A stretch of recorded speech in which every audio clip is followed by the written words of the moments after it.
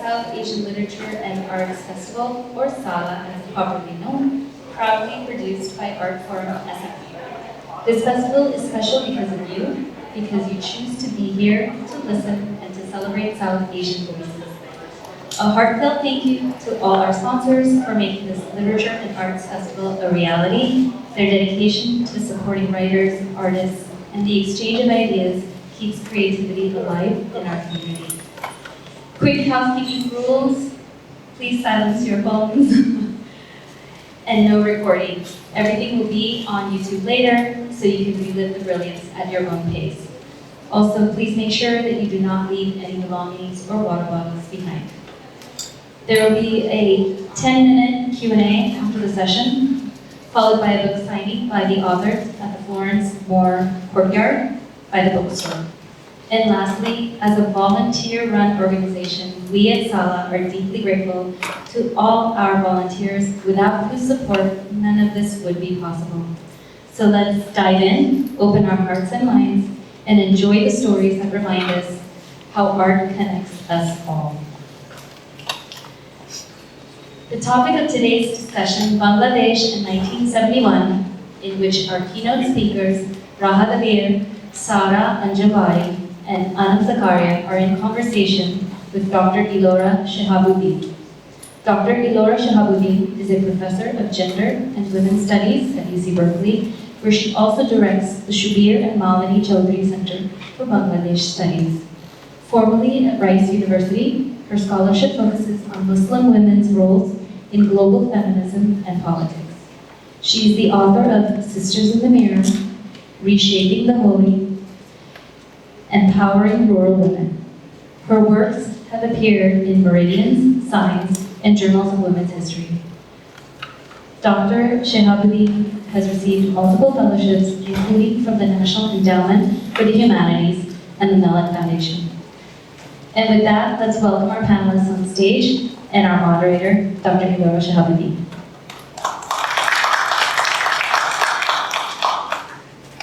Hi everyone, thank you for coming for this important discussion. I will introduce our speakers quickly so you have a sense of everyone. Alphabetically, Rahad Abhir on the far right, I can't see him because of the sun, is a writer from Bangladesh. His debut novel, Bengal Hound, won the Georgia Author of the Year Award for Literary Fiction. He has an MFA in Fiction from Boston University and is the recipient of the Charles Pick Fellowship at the University of East Anglia and the Marguerite Macmillan Prize for Fiction. Welcome, Rahad.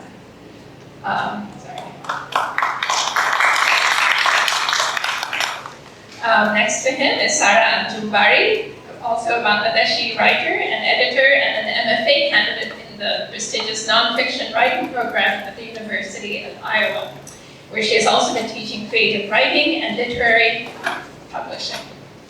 Her essay Strains was shortlisted for the UK's Queen Mary Wasabiri New Writing Prize in 2024. Welcome, Sarah.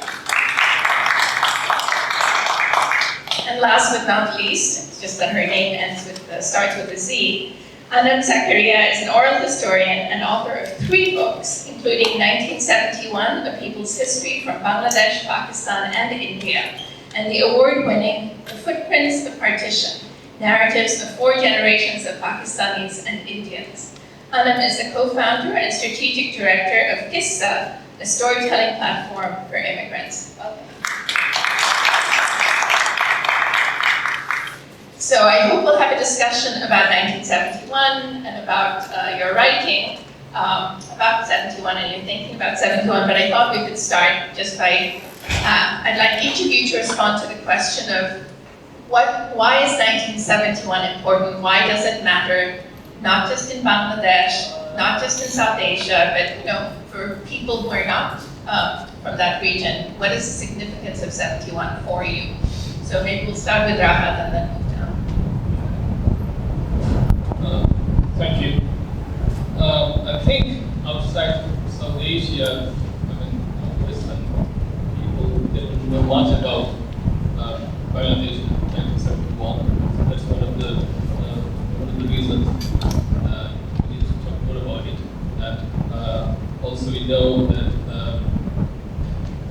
last year there was we called it the July Revolution of many Bangladeshis viewed this as second independence, another independence. So why after 71 we needed another independence? So there are many issues we can talk about. So yeah, as I said, so we need to talk more about it. So the outside the South Asian people learn about it, and also I think so that as Bangladesh is monolingual, we have written a lot about 1971 in Bengali, but not enough in English, because unlike India and Pakistan, I mean, most people, they speak in Bengali, in Bangladesh they speak Bengali. They don't need to use any other language other than English. So, unlike India and Pakistan, in English it's very rare we haven't written enough in English. But now I think there are many young voices, many emerging writers writing in English. So, Yeah, thank you, Elora. To just echo what you said, 71 is obviously important to Bangladeshis because it is our origin story. But even saying that is quite complicated because when you try to talk about 71, you reach towards 52 and the Bangla language movement, and you also reach towards 47, the partition. But the thing is, I think as South Asians, we take our art very seriously. We have a very deep emotional bond with the art that we consume. And so I guess the biggest example of that would be Bollywood, right? Regardless of what the British might think of 47, because of the way 47 has been portrayed in a lot of popular film, in a lot of art, people even outside of India, even outside of South Asia, have a very clear sense of what partition meant to the subcontinent. But I think despite there being many, many Bangladeshis in many parts of the world, in the West, in the Middle East, obviously in South Asia, there isn't as deep an understanding of what 71 meant and how it was experienced by the people of Bangladesh. And as a result of that, there isn't as deep I guess, understanding or familiarity with what it even means to be Bangladeshi. As a result of that, what the July Revolution meant and the way it was just such a confusing time, and even being able to kind of exist in that messiness, we really need all of those stories to come out more so that people outside of South Asia or outside of Bangladesh get to know about this better. Thank you so much. I'll echo what Sarah just said, because I think when we think about 1947, 1971, any other historical quote-unquote event, we often see them as something that's static, and if you're interested in history, you should know about it, and then you kind of move on. But what looking at 1971 has really showed me is that it is never static. There's never a one-time kind of event, right? There's so much that led up to it, and there is an unfolding and ongoing process post-1971 as well. It's a journey post-1971. So I think from that lens, it's so critical to understand it. But I also want to speak a little bit as a Pakistani.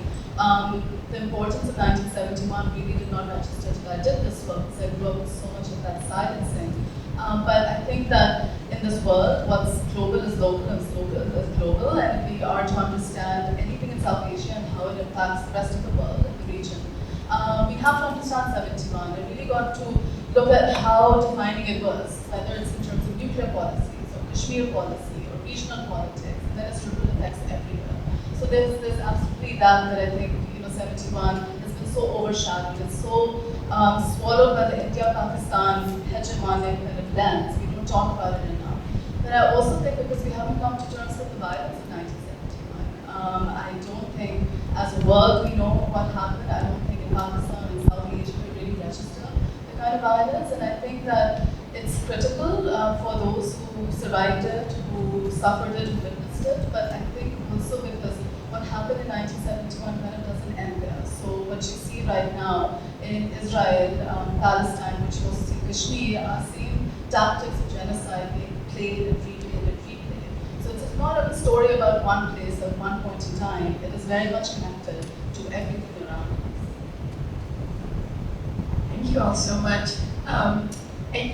Is there anyone in the room who doesn't know what happened in 71? I mean, it's okay, I'm a teacher. We encourage questions, so if anyone needs to, maybe you're here because you know, but if you don't know, put up your hand and we'll just give you the bare facts. Okay. So then I'd like to ask you as writers of different kinds of writing, what 71 has meant for you in your writing, in your research, how it's entered, your craft, different ways. So maybe start here. So 71 came about for me in some ways very organically. I've been working with oral histories in South Asia. I started by working on partition, and I worked in India and Pakistan, and I wrote a book on partition that largely from Punjab's lens. And once I was kind of finished with it, I realized that that only tells you part of the story. And I wanted to look at the ongoing implications of partition, so that took me to Kashmir. And I was doing work collecting oral histories on the Pakistani side of the line of control. And it was really there that the importance of 1971 registered, because I realized what was happening present day in Kashmir was very much linked to India and Pakistan's policies post-91 and how they wanted to respond and take revenge and all of that, the politics of it. But I also think that oral history for me it's been such an important form of learning and unlearning. So while I was doing the work on partition, I was really focused on 71. But when you're sitting with people's life stories and life histories, what ends up happening is that these other tellings kind of emerge.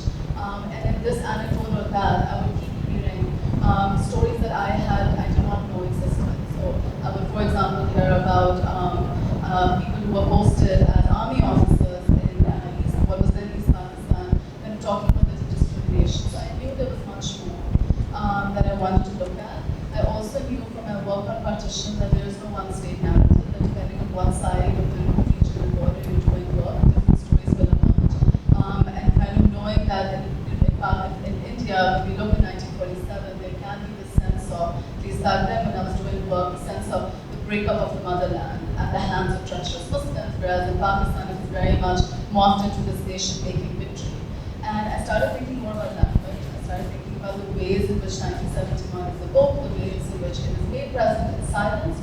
And I really wanted to kind of go to Bangladesh and understand 1971's importance both for as a region, politically at the state level, but also for people. And so it happened very organically. But once I started doing the work, I think I really realized how much more there was. I think it's one of the most important that I've done personally. Unlike Anam and Rahad Abhir, I haven't written specifically about 71, but I think one of the reasons to kind of go back to the earlier question, Laura, one of the other reasons why for people of my generation, 71 still means a lot is that these are family stories that we grew up with, stories of our parents and grandparents and how their lives were directly affected. And so I'm mainly an essayist, and before moving to IOSP for my MFA, I was working as a literary editor, before that a featured writer for the Daily Star newspaper. And so for a really long time, I was constantly thinking of a specific audience and editing for them. And so when I started my MFA to focus just on my writing, the first thing I found myself writing about was silence, which I think is one of the biggest, I guess, or most deeply seated legacies of 71, and also the way that Bangladesh was run during the time that I was growing up.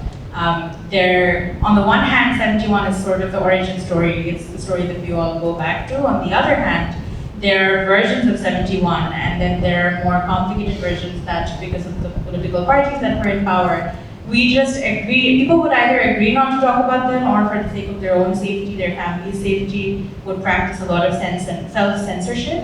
And I think that leaks into just the way we behave on a day-to-day basis in Bangladesh. There's a lot of inherent silence in the social fabric. So things you choose not to say about religion, or about your political allegiances, or about your other beliefs, or about your experiences as part of a particular community or a particular gender. And so that's something I found myself exploring in the writing that I was doing, about how we practice a lot of silence because of the way we deal with our political kind of origin story.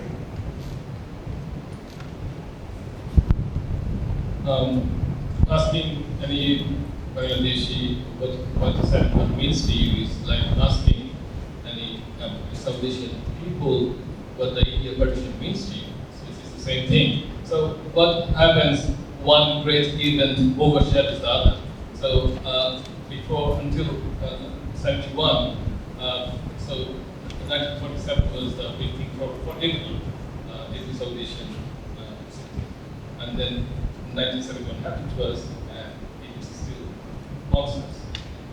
And so, as Sarah said, we will with the stories of 1971, and all things happened. So we all know that.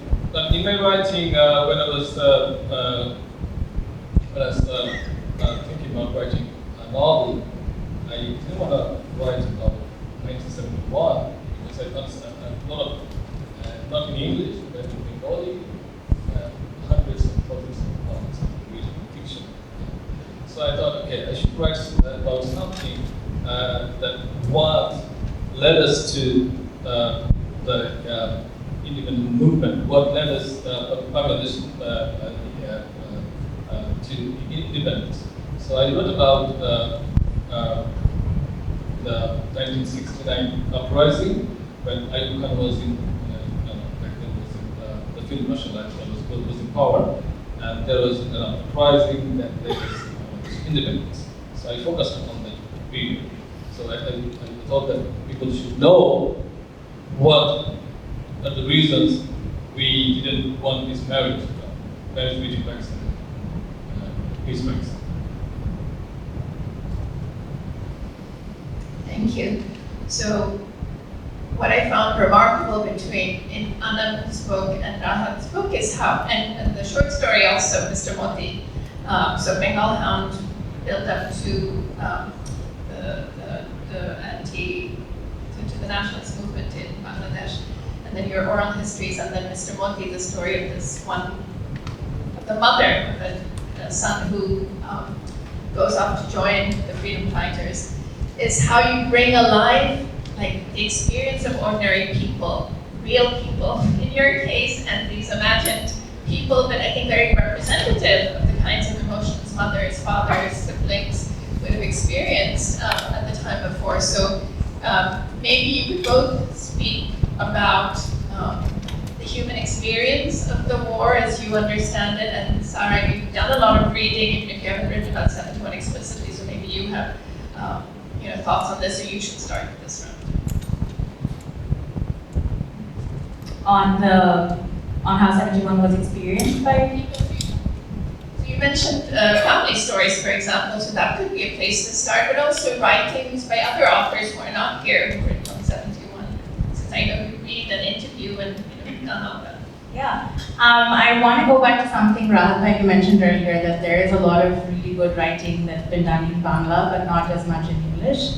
I do think there is a lot of brilliant writing that's been done in English, but it hasn't either, somehow it hasn't traveled outside of Bangladesh, which brings in, the issue of publishing and rights and everything. Like I want to mention, for instance, Dr. Niyaz Zaman, who is an academic and an editor and a translator in Bangladesh. And I think what she has done for particularly women's literary representations of women's experience in Bangladeshi history is unparalleled. There are so many anthologies she has curated.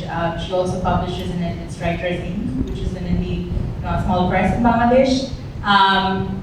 I can't even count the number of anthologies she's put out and the number of women writers she's highlighted. The most recent one, I highly recommend When a Mango Tree Blossomed. That's the one that came out.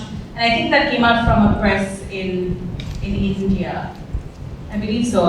So there's all the work that Dr. Niyaz Zaman has done. Rifat Munim, who was a literary editor in Bangladesh, he put out an anthology called Bangladesh, a Literary Journey through 50 Years. It's also a really big collection of short stories. I'm also thinking of Our Many Longings, which is another short story collection by Sohana Manzoor. I feel like the short story is the form in which we kind of catch fire with Bangladeshi literature. There's been a lot of brilliant poetry and a lot of novels as well. But something about the episodic nature of the short story just really brings out the complications of how 71 was experienced. Yeah, I just really wish we could, and then there's Babu Bangladesh, obviously, this novel, which I think everyone should read, by Kumar Chaudhary. And so Babu Bangladesh is an interesting example because it came out from HarperCollins in India, and so it is available here in the States, but there isn't a lot of conversation about it. So there are so many really brilliant books that are written in in English, but we don't, maybe it has a market for it in India. I'm not as sure about Pakistan, if these books are available there, but here in the States, I would love to see more conversation around these books. Sorry, can you repeat more slowly so we can catch the title? Oh, sure. So the first one I mentioned was When the Mango Tree Blossomed by Nia Zaman. And then there's Bangladesh, a literary journey through 50 short stories by Rifat Munim. Another collection called Our Many Longings by Sohana Manzoor. These are three that I'm thinking of the top of my head. And a lot of other books by Nia Zaman. There are many, many anthologies that, and I think she does a beautiful job of highlighting both big name authors, as well as translators, but also more emerging and not as popularly known authors.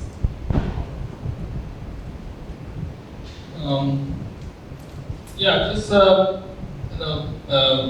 my writing experience. What I tried to do in my writing, I didn't want to focus on big events. So what I think that all fiction writers do focus on, they talk about small moments, relationships. So that's what matters. We don't. We all know what country China or the deed or fossil hog.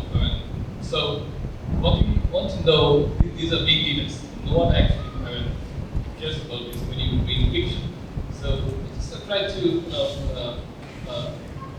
tell that, for example, the story you mentioned, Mr. Multi, is about a mother, and the son joins the war, but the son never comes back, and the mother keeps waiting and waiting and waiting. But there was a rooster the son loved, and that rooster, the mother treats the rooster just like her son. So one day someone hurts the rooster and he dies, and the mother also dies. Well, I don't tell the mother, they just living on site. So the readers make their own conclusion. And in another story, it's just about a rape victim, and obviously it says that probably that there were 100,000 to 400,000 rape victims in Bangladesh. But this woman that you wrote about, and she got pregnant and she didn't want any abortion. But her boyfriend said, okay, just abort the baby and we are happy, we'll marry. And she said, no, I want a baby. But anyway, the baby died and the mother died. Yeah, so I mean, just try to stories about that no one actually heard of people who are normal people.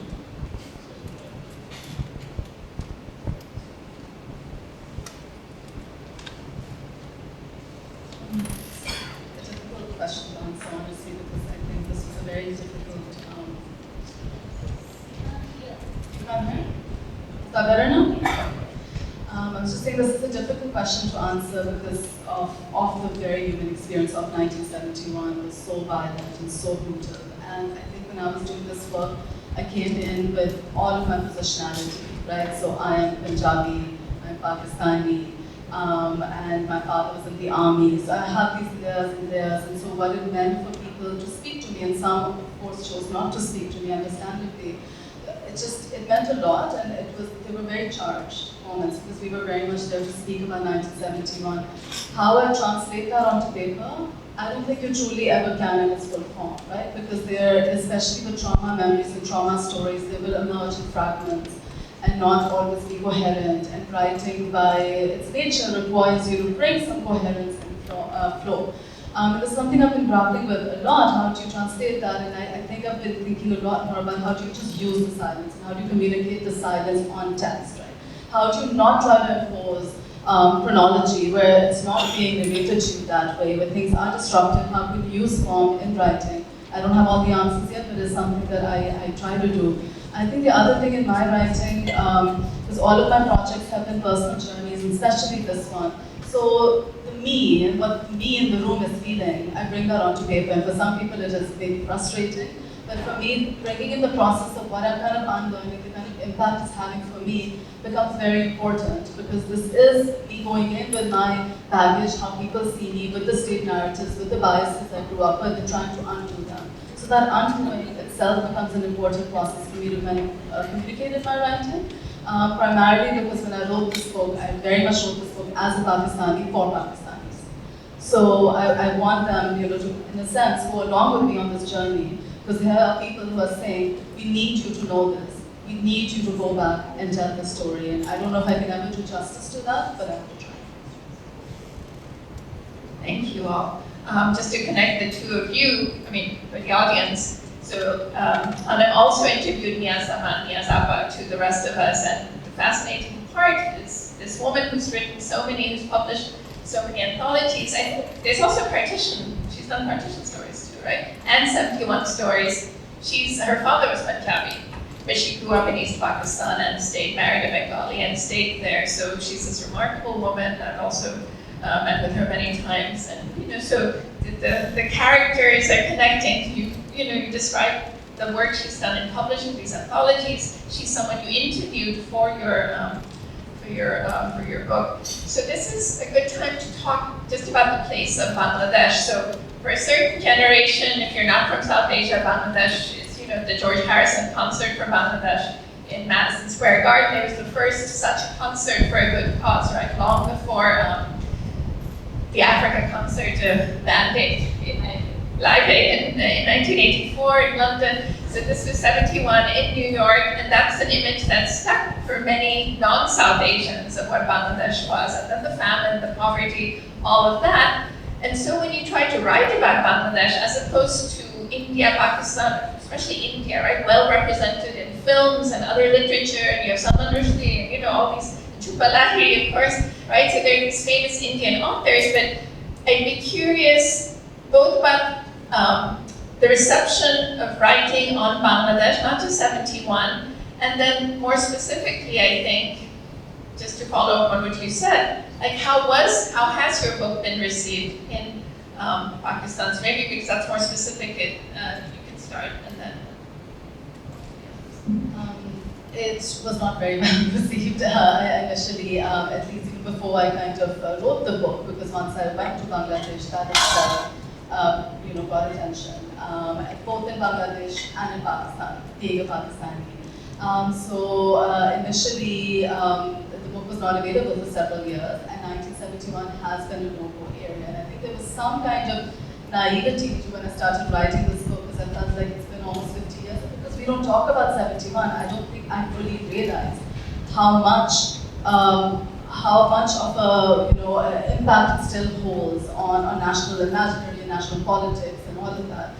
So for the longest time, I couldn't really talk about the book. But I think over the last few years, what's happened is in 1971, it's being evoked a little more. In present-day contemporary Pakistani politics, a lot of politicians are making reference to it. I do think that it is very much dehistoricized. I don't think we very much come to terms with it. I won't say that at all. But you've seen a little bit more space. So the book has now been published by a Pakistani publisher.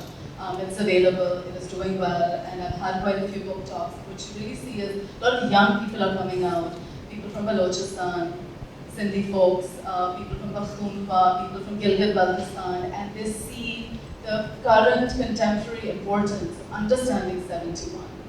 So you do see that, which for me is very promising. The state is not there.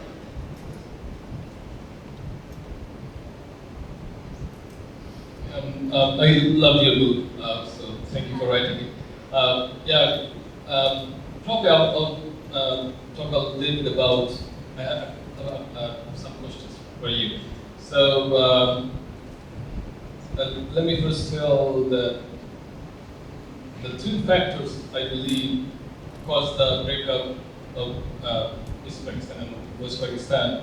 So one is, I think, Pakistan's habit of forgetting its past, and the other is the language issue.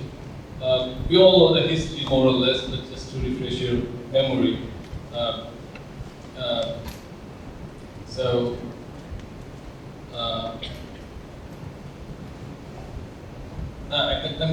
You also mentioned all this. The creation of Pakistan wouldn't have been possible without the support of Bengali Muslims. Even Muslim League was founded in Dhaka in 1906. Then the Lahore Resolution of 1940 was presented by A.K. Sheri Bangla, A.K. Fazlul Haq, who was the great Bengali Muslim leader. And he first said that India has Indian Muslims, they're a distinct nation and they need independent states. Anyway, so when the partition happened, after the partition, as we saw that the Punjabi administration, they treated Bengalis like second-class citizens, but not equal as brothers. And even in the first election, when it happened in 1970, East Pakistan won the majority, but then Punjabi government administration, they didn't hand over the power to Bengalis. And you mentioned in your book that they always thought Bengalis were short. I mean, obviously they're shorter than the average Pakistanis, shorter, and then they're poor, weak, so they don't want to hand over power. So my point is, since its birth, Pakistan, rather than being grateful, it always treated its, brothers just like the way, let's say they were, Pakistanis were bloodsuckers or robbed Bengal, the way British robbed Bengal and then India. So that's the same thing. So, and then you mentioned in your book that how Pakistan teach 1971 history. In school, they have this state-sponsored narrative, misleading, distorted narrative. So my point is, if you, James Baldwin said, history is not the past, history is the present, because we carry our history with us. So if you deny, what happened in the past, that means you're denying your own existence. So, if you just talk a bit more about, you said that it wasn't explicit well in your book, but how now Pakistani generations, they think about everything 1971 and all.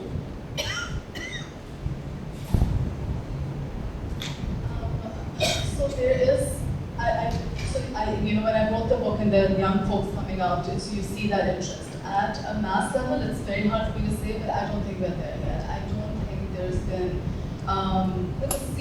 like as you said, Abir put it, if you really look at what happened in 1971, then there's a connection to present day policies. And there's a long legacy of continuing to use those colonial policies. Everything you were saying, right, it was informed by the Marshall period of the British, and then the British left. And of course, so many Bangladeshis I spoke to talked about that colonial kind of mindset continuing. And you still see that, right, in regions of Pakistan. So coming to terms in 1971 is not just coming to terms with history, then it's also coming to terms with ongoing institutional policies. So I do think that, I get a lot of pushback as well. I've had a lot of pushback on the book from individuals as well as from the institutions.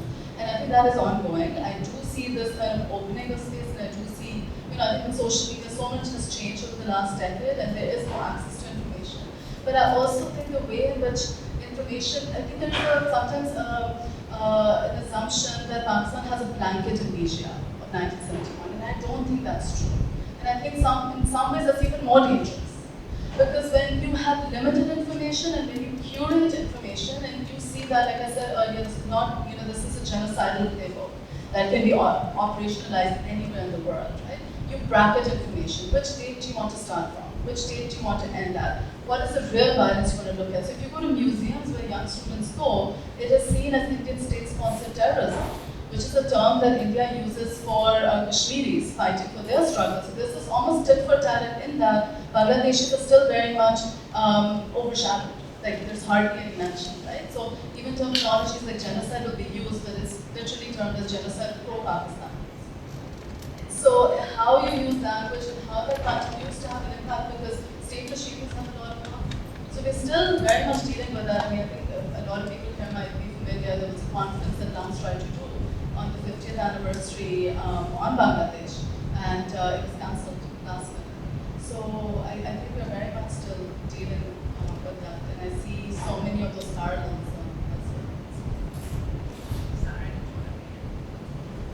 I was just thinking about what you said about younger readers or writers,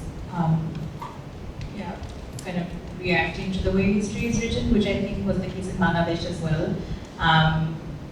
A lot of books would come out about 71, about Bangladesh, and they came out even in the last couple of years. But I saw a lot of, maybe because I was working with a lot of young readers and writers for the Daily Star newspaper, there was a lot of kind of frustration with the way we had chosen to start talking about Bangladesh, specifically because of the way that the Ahmadi political party was, practicing so much state censorship. There was a lot of frustration with the lack of nuance. Even though there were books, there is a lot of literature out there that deals with the messiness that we were talking about. Like one book I'm thinking of is The Black Coat. It's a novel by Niamat Imam, who is a Bangladeshi writer. I believe he's based in Canada now. So I think that was one of the few novels that I have read that talks about what happened in Bangladesh just after Sheikh Mujib came to power. And it's called The Black Coat because of his iconic kind of costume, which you might be familiar with. And so that's a novel that talks about the disillusionment that the youth had in a fictionalized way with Sheikh Mujib as the leader of the country after he had kind of very gloriously, led the country into liberation. And then I'm also thinking of Babu Bangladesh by Atif Chaudhry, which allegorizes again the state-sponsored censorship and violence and all the kind of really messy, strange ways in which Bangladeshis tend to disagree with each other. But The Black Coat is a book that no one talked about. It wasn't banned, but you wouldn't find it in bookstores. No one was really talking about it. But after the July Revolution, I think this was just after Sheikh Hasina had left, social media was full of people just uploading pirated PDFs of books that people had either from self-censorship or because people were scared or because they thought these books were banned. We were just not talking about these books. Bookstores would not sell them unless you went to like a market like Neilkhet, which is a secondhand book, like a whole market for secondhand books. So people were just really practicing a lot of pride in sharing even pirated digital copies of books that we were too scared to talk about. And I saw so many really, really young readers, like high school level age readers, going back to literary classics in a way that I hadn't seen in a really long time at Bangladesh, just because now they were allowed to talk about even the fact that they were reading these stories, which was really interesting to see. Thank you. So I was born in Pakistan, West Pakistan. So I'm the only one here who actually existed in 1971, but to Bengali parents. And then we left shortly after. So when I got an invitation to go to Lahore in May, I said, war, no war, whatever might be coming, I'm going, because I haven't been back in all these years. And of course I got stuck, so I got 4 extra days when the hostilities began. But in the workshop I went to was to bring young faculty from Balochistan and Swat and all these places to Lahore for training in various things. And in the history session, it ended up, I didn't do it, someone else did, about 71. And they said no one had told us this. So because I thought things had improved, so I was surprised that these, very well-educated people who are now teaching in colleges all around the country still just didn't know enough about 71. So that was just a comment. I think we have time for, well, I'll stop talking. Do any of you have questions for one another before we go to Q&A? I do have one question, Anam.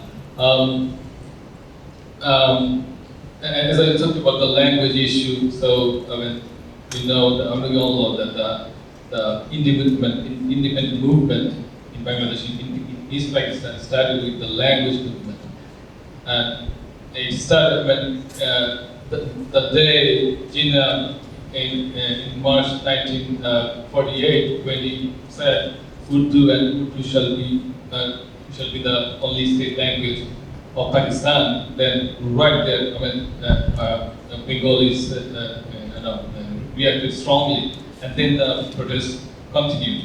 And then in 1952, police opened fire on the demonstrators. So it continued, and then things happened, and so we had to go for this war. So my question is, even so after in 1956, they finally, so all Bengalis wanted is to recognize, because 56% of Pakistan's population spoke Bengali, and they lived in East Pakistan. Yet everything was administered or run by from West Pakistan. So all they wanted to recognize this as an official language. And then they said, okay, you cannot read Rabindranath Tagore because he was Hindu. And if you read, that means you are Hindu loving, that means you are against Pakistan. There's all sorts of awful things anyway. So, and then they banned Tagore music. So things happen anyway. So I learned from your book that in Pakistan, they don't teach Punjabi at schools. And for us, just like language is everything. I mean, so as I said, the independence movement started with the language movement. So Bengalis are emotional about their culture, their language. Nagodi Thingo said, if you know all the languages of the world, but you don't know your mother tongue, that's enslavement. But if you know your mother tongue and learn all the other languages, that is empowerment. So I'm curious to know, how do Pakistani people, they around 50% speak Punjabi. So it can be a Hindu language or just, it's your mother tongue, it doesn't matter. So your mother tongue is your mother tongue. So how do they see this?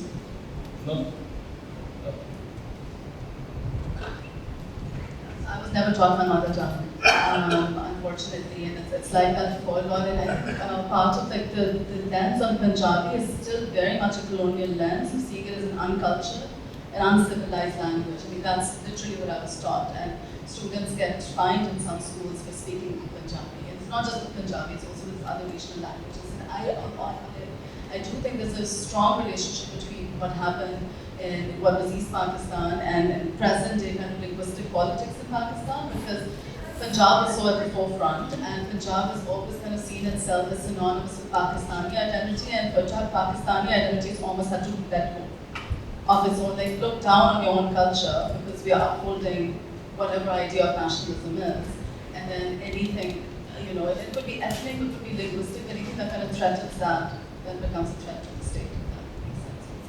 It's really a tragedy.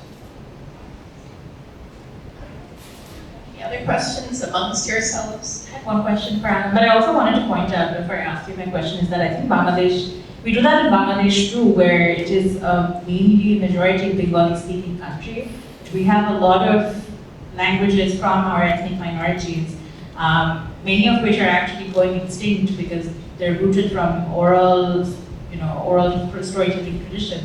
And they're just because they're not being recorded, just because they're not practiced more widely within the country, we are losing a lot of these stories. My friend and former colleague from the Daily Star, Zaima Islam, she did a very powerful story about, for the Pasha Andolon anniversary, I think in 2020 or 2019, about all the minority languages that we're losing in Bangladesh just because we're very rightfully so sentimental about Bangla being our mother tongue. But I think unfortunately wherever there is a majority, there is a threat to the language that is spoken by minorities. I wanted to ask you, Anam, about one of my favorite things about your book is how much of you we see in it as the narrator and the researcher, and the way that you kind of take the version of 71 that maybe you were taught in Pakistan, you bring that to India, you bring that to Bangladesh. There is that takes a lot of courage and a lot of vulnerability. And I'm just curious about how, as a writer, as a researcher, you go about doing that when you aren't sure, when you're not sure of the kind of reception you'll get. Yeah, it is vulnerable. I don't think I personally know how else to write these stories, right? Because these are all, for me, have been stories of like what I did not know. So the I, and as I was saying earlier, just becomes really, really important. And of course, there are parts of the story that don't make it to the book itself, right? But there is always, I believe that any writing experience in so many ways is a subjective experience. And this book, researching this book in particular, took a huge toll on me. When I came back, stories took a toll. The environment in which I was writing took a toll. So there are parts of that don't necessarily always make it to the pages, but I think that the part of me kind of going in and unlearning is the story I want to tell. And that also requires me to kind of acknowledge my prejudice and my biases, right? And to be able to position myself in that way. So it feels really integral to the writing I do.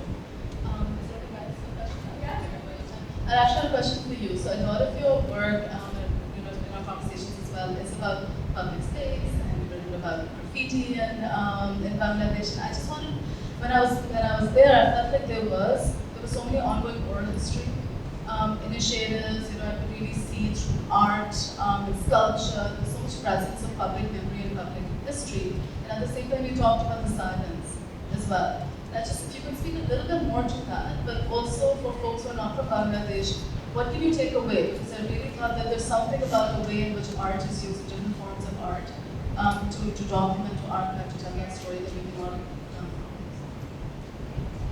Thank you for that question, because it's something I feel very strongly about. I think the main thing to take away from how art depicts life in Bangladesh is that we very rarely agree with each other. It's a very, very complicated country that stems from a very complicated history. And the most fascinating example of that is in the graffiti that you see in Bangladesh. I speak mainly about Dhaka because that's where I grew up, that's where home is for me. There's rarely a neighborhood where you won't find something or the other painted or written on the walls of the streets. And these are not commissioned, polished works of art. These are people who are angry with the state, people who are angry with each other, and we just seem to have such a tangible relationship both with our space and with our art. And this, I think, especially happened during the July Revolution. One specific example that I wrote about in my essay, which we read from, I wrote this for LitHub, which is that midway through the July Revolution, before the then Prime Minister had still fled, one of the things that really angered, just regular Bangladeshis was that a lot of little children were dying, a lot of students were dying in the protests. But the first time we heard Sheikh Hasina give out a public address was when she came out to talk about the destruction that had been done to the metro rail and to a lot of the kind of infrastructures. And that really angered people, because people were like, as parents, we are losing our children. Why are we shedding tears instead for these, essentially objects in our streets? And so after the protests settled down, after Sheikh Hasina left, those same monuments, those same structures on the streets were covered with graffiti that were asking for this leader to have to either step down or to go away from the country, or pointing out the fact that she had already left, which is so ironic, and I find that to be so fascinating. And within even just 1 or 2 weeks of Sheikh Hasina leaving, there was a lot of graffiti that disagreed with itself. There was one very famous example where I believe one piece of graffiti said, to our new secular, I'm missing a word, but to our new secular Bangladesh. And that became really, really popular. I think it was used in a lot of headlines and a lot of news items. And then in just a week, someone had painted over it the word secular and said, to our new inclusive Bangladesh. And you will see that with graffiti all the time in Dhaka, where people are just really angry with each other, and you'll see the signs of that on the streets. And I think that's the best way to kind of tap into the sentiments. Thank you. That's a good note to end on. I mean, what's interesting about the last 15 years with the Awami League government is that there was a very particular narrative about 71, about how many were killed, about what happened, who the heroes were, etc. So 24, for all its imperfections, I think we hope is opening up a space for all these different stories of 71 to come out and be circulated and read, etc. But we should hand it over to the audience. So any questions? Okay. Thank you all so much for your wonderful discussion. And my question actually piggybacks exactly off what Elora just said, the multiplicity of narratives of 71. One of the things that I am hoping to write about in my own research and work on this period is a film called Abir, which was very difficult for me to find, and it was only recently uploaded on YouTube. I emailed Elora the second I found it, because I was like, great. And the film deals with freedom fighters who are similar to what you said about the black coat, disillusioned.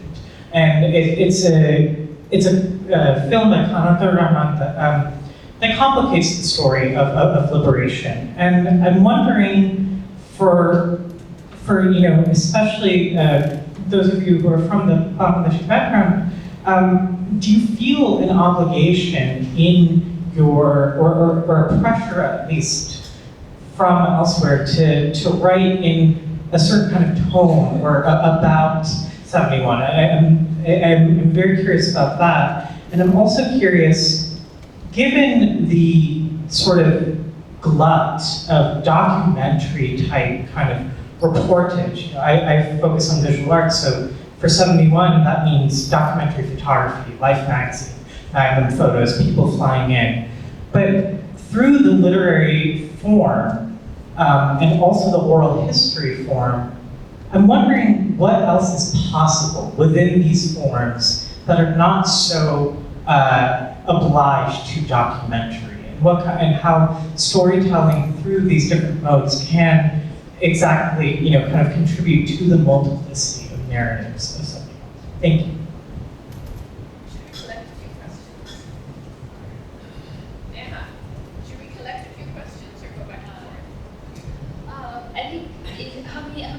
Questions because we're short of time. We're trying to give it 10 minutes, which we thought might be good. So let's collect the questions. Is somebody writing it though? I got a graphic. What you want to say? Q&A will be easier. We won't get through. We can call it for. Let's not pass the mic. I think so. Okay. Let's not pass the mic to the audience. That. Yeah. Okay. Q&A. Okay. I'm thinking of this book called Seen by Tarfia Faizullah, who is a Bangladeshi writer. She's, I think, based in Texas now. Her book, I think, it still follows the documentary tradition, but in a very different and interesting way, where she decided to come to Bangladesh and interview Viranganas, which is a title, for those who aren't familiar, a title that was given to the women who were subjected to sexual violence during the war. And I think one of the issues with the way that we represent Virangana history is that because we have a term, we kind of tend not to deal with the complications of that history, and also a lot of stories about how women were treated during 71 are written either from a male gaze or from a male perspective. Nayanika Mukherjee wrote a brilliant book kind of writing against that tradition. But Seen, Tarfia's book, is non-fiction poetry. So she traveled to Bangladesh, she spoke to Virangana women, and then the entire book happens in the form of questions rendered in verse.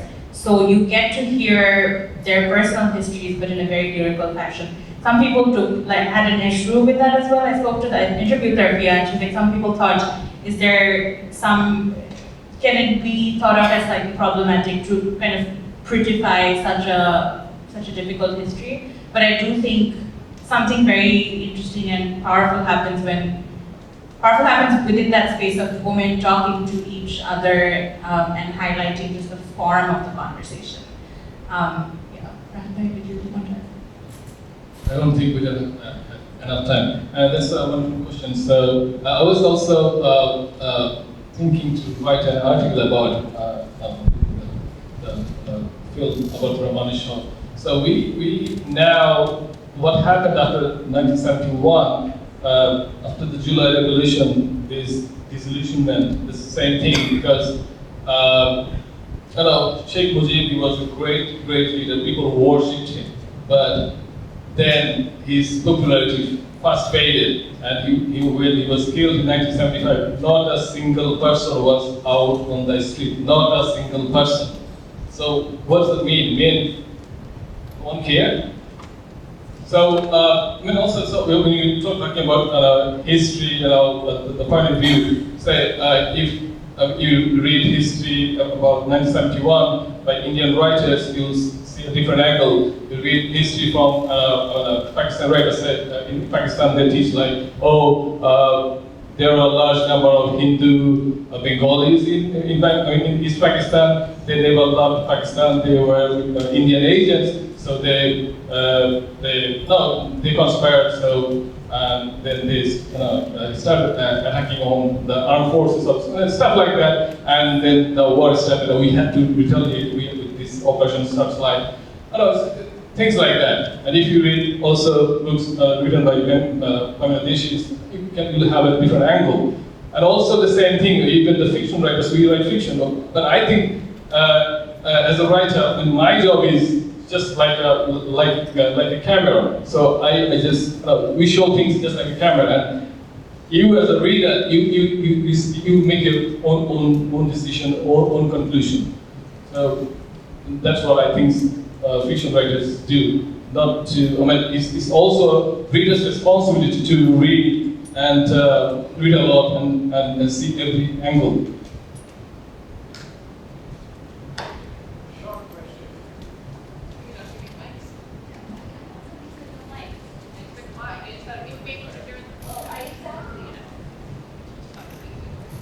But in the interest of time, these short questions. Yeah, this is some short questions. So I'm from Bangladesh, and I lived through 71 as a young teenager.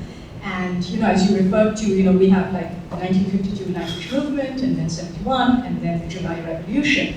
So this year I went back to Bangladesh for 3 months, and one of the things I noticed, the July Revolution was very much a student-led movement, young people. And there's an attempt to erase 71. 71 wasn't the great independence movement that it's made out to be. And I personally find that very disturbing, because even though the July Revolution it did something really good, it got rid of Sheikh Hasina, a corrupt leader, but it cannot, supersede the 71 movement. So I wanted to know what your thoughts were on that.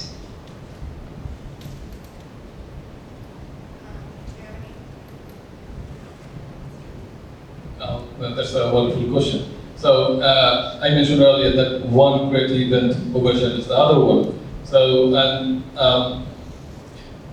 and it's a sad thing. It's a sad thing. So for newer generation, they're like, okay, what happened to what Sheikh Hasina did? It doesn't matter that we will forget what Bangladesh did to for us to get the independence.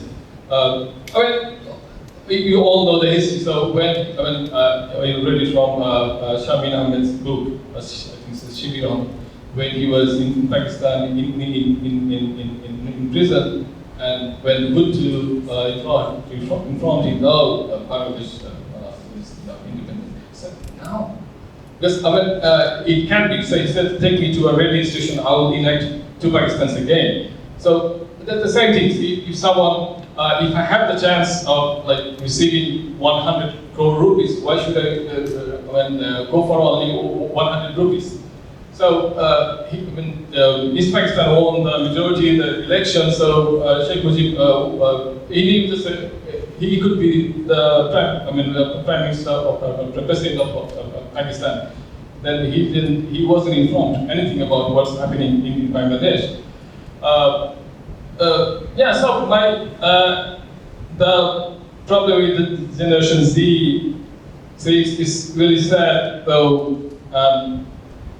They just forget. I mean, it's everywhere. We try to, forget what our, what our seniors did to us, how they sacrificed their lives. And then I think, okay, so our brothers got killed, and now Sheikh Mujib was Sheikh Hasina's father. So Amili means now anti-Bangladesh. It's a fascist. So it's a sad thing, but they need to understand as well. They need to read more. They need to listen to more. It's someone when it doesn't matter father or brothers. Not everyone is bad. So everyone has some contribution to what we have now. And so we just shouldn't forget our the people who sacrificed for us a lot. We've got time for maybe one last question. We're a little bit over, but I saw a lot of hands go up. Do we have one more question here?